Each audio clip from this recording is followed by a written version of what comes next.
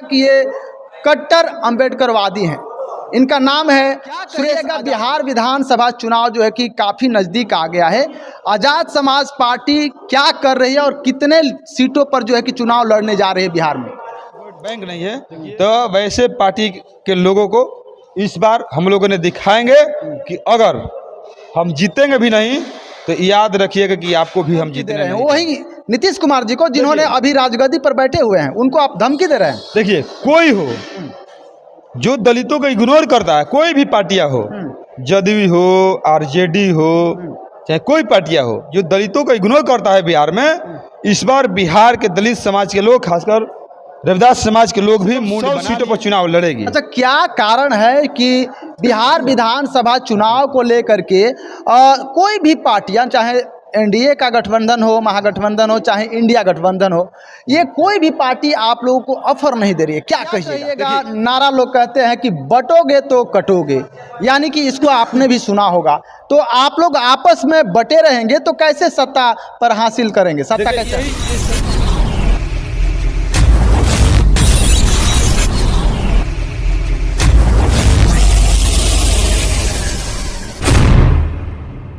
तो नमस्कार, आप देख रहे हैं पब्लिक की बात कलम युग। आप सभी का स्वागत है। मैं हूं सुरेश सागर। जैसे कि मैं बता दूं कि बिहार विधानसभा चुनाव जो है कि सुर्खियों में है, यानी कि बहुत सारे लोग अपना बल दल लगा रहे हैं और दिल जीतने की कोशिश कर रहे हैं कि जनता का दिल हम जीते और वोट ले और मैं राजा बने। कहाँ का? बिहार का या यूपी का? आप देखिए, यहाँ हमारे साथ जुड़ रहे हैं, इनसे हम बातें करेंगे। आप देख करके जान पाइएगा कि ये कट्टर अंबेडकरवादी हैं। इनका नाम है सुरेश आजाद जी। इनसे हम चर्चा करेंगे बिहार विधानसभा चुनाव को लेकर के। सबसे पहले स्वागत है आपका जी। शुक्रिया, धन्यवाद। क्या कहिएगा, बिहार विधानसभा चुनाव जो है कि काफी नजदीक आ गया है। आजाद समाज पार्टी क्या कर रही है और कितने सीटों पर जो है कि चुनाव लड़ने जा रहे हैं बिहार में? देखिए, जो बिहार विधानसभा का जो चुनाव है, ये चुनाव होने वाला है और इस चुनाव में सभी पार्टियां ने अपना अपना दमखम पूरी तरह से लगा दी है। इसी में जो भीम आर्मी आजाद समाज पार्टी है भी चुनाव लड़ेगी। लमसम हम हो सकता है कि कम से कम 100 सीटों पर चुनाव लड़ेंगे। इसलिए क्योंकि जब तक आप चुनाव नहीं लड़िएगा तो फिर जो ये गठबंधन के लोग हैं, चाहे तमाम जो विपक्षी लोग हैं, उनको कैसे जानकारी होगा कि आपके वोट बैंक है कि नहीं है। हम कब तक से दूसरे के पीछे रहेंगे? हम कब तक से दूसरे को जिताते रहेंगे? हमने जिता रहे हैं, लेकिन जब हमारे हक की बात करना है कि हमारे हक की बात कोई नहीं करता है। हमारे जो अधिकार की बात करना है कोई नहीं सुनता है। जो संविधान की बात करना है कोई नहीं संविधान की बात करता है। तो जाहिर सी बात है कि हम चुनाव लड़ेंगे और जिनकी ये घमंड है कि भीम आर्मी आजाद समाज पार्टी का कोई यहाँ विधायक नहीं निकलेगा, चाहे कोई वोट बैंक नहीं है, तो वैसे पार्टी के लोगों को इस बार हम लोगों ने दिखाएंगे कि अगर हम जीतेंगे भी नहीं तो याद रखिएगा कि आपको भी हम जीतने नहीं देंगे। आपका जो सपना है कि इस बिहार के जो दलित है, खासकर जो बिहार के रविदास समाज के लोग हैं, उनको इग्नोर करके हमने सत्ता में बैठ जाए, हमने मुख्यमंत्री बन जाए, तो जाहिर सी बात अपने याद रखिएगा कि आपको मुख्यमंत्री कभी बिहार के रविदास समाज बनने नहीं देंगे।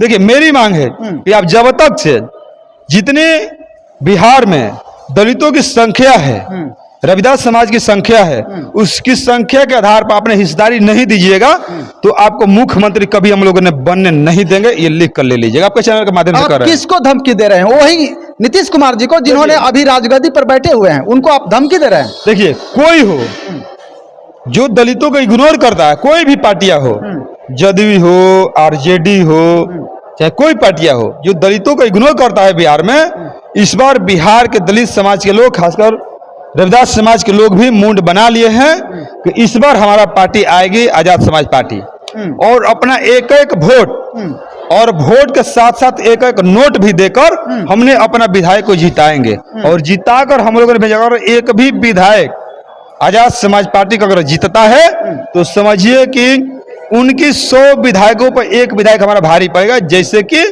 राष्ट्रीय अध्यक्ष चंद्रशेखर आजाद जी ने देखे होंगे कि वहां पर जितने सांसद है उन सांसदों पर सबसे भारी चंद्रशेखर आजाद है।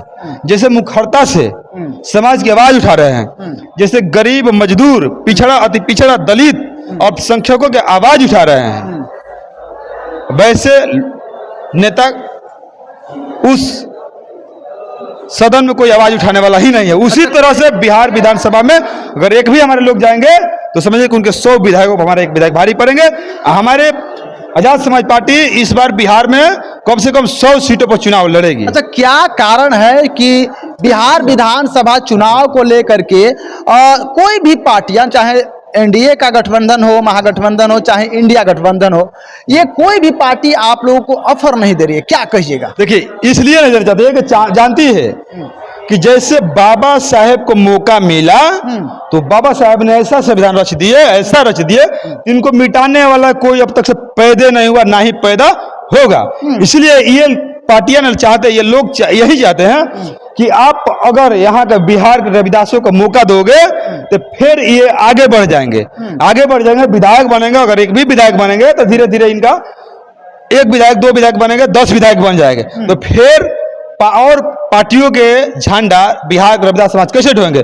बिहार के जो दलित समाज के लोग हैं उनके पार्टियों के झंडा कैसे ढोएंगे? उनके वोट कैसे करेंगे? इसलिए नहीं चाहते हैं कि हमने जो आजाद समाज पार्टी है उनको गठबंधन में लेकर हमने चुनाव लड़ा है। अच्छा, क्या कहिएगा? दौर है इस बात, क्या कहिएगा? नारा लोग कहते हैं कि बटोगे तो कटोगे, यानी कि इसको आपने भी सुना होगा। तो आप लोग आपस में बटे रहेंगे तो कैसे सत्ता पर हासिल करेंगे? सत्ता कैसे? यही सही बात है कि बटोगे तो कटोगे, ये सही बात है। आज हमारा समाज कई टुकड़े में बटा हुआ है, इसीलिए आज मुट्ठी भर लोगों ने इस देश पर राज कर रहे हैं। सदियों से ये मुट्ठी भर लोगों ने इस देश पर राज कर रहे हैं। नहीं तो आप बताइए कि अगर हम नहीं बटे होते तो 85% होकर 15% के लोग राज नहीं करते। ये बात को समझ लीजिए। इसलिए मैं अपने समाज को बात कहना चाहता हूं कि आप एकजुट हो जाओ और एकजुट हो जाकर एक जगह वोट दो और वोट से इनको सबक सिखाने की ये समय है। क्या चुनाव चिन्ह है? क्या चुनाव चिन्ह है? चलिए, चुनाव चिन्ह क्या है? चुनाव चिन्ह केतली है। अपने सभी आपके चैनल के माध्यम से हमने बताना चाहेंगे कि सभी लोगों ने अपने अपने दीवारों पर केतली का नाम लिखिए कि अब की बार केतली कोई इस मोहल्ले में ना आए। अपने दीवार पर सब लोग लिखिए कि इस बार केतली, इस बार कोई इस मोहल्ले में ना आए, किसी का कोई सुनवाई नहीं होगा। चलिए, ये सुरेश आजाद जी थे हमारे साथ और आप सुन पा रहे थे कि आपने अपने दीवारों पर जा करके लिख दीजिए कि अब की बार केतली छाप पर मुहर लगाना है और कोई भी आपके एरिया में ना प्रवेश कर पाए। आप लगातार बने रहें और देखते रहें इस वीडियो को। आप किस नजरिए से देख रहे हैं आप कमेंट बॉक्स में जरूर बताइएगा। धन्यवाद।